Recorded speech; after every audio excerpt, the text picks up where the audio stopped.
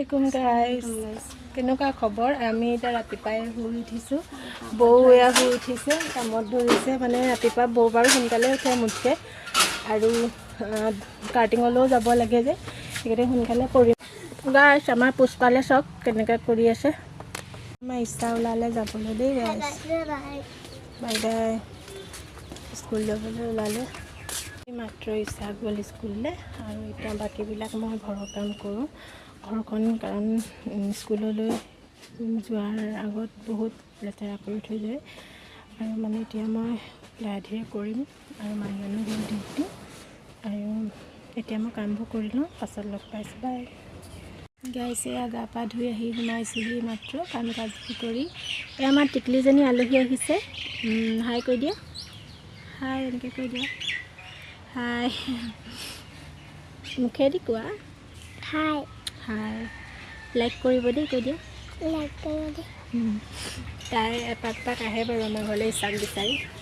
আৰু এই মাত্ৰ মানে কাম কাজ কৰি গা পা ধুই আহিছোঁ, আৰু কাম মানে কিনো আৰু বিচনাখন পাৰিলোঁ, আৰু সামৰা সুতৰা বিচনা পাতি পৰা, আৰু কিচাৰ টেবুলখন ঠিক কৰি দিলোঁ।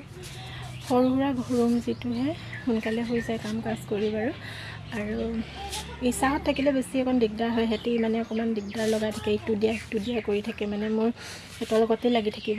এয়া আমাৰ ওচৰৰ খুৰী এগৰাকী আহিছে। আমাৰ চৌকাটো অকণমান এৰাই গৈছিলে, মই মাটি লগাবলৈ ক'লোঁ, লগাই দিছে এতিয়া। হেল্ল' গাইছ, এয়া মই বেংকলৈ যাবলৈ ওলাই আহিছোঁ। অকণ বেংকৰ কাম আছে।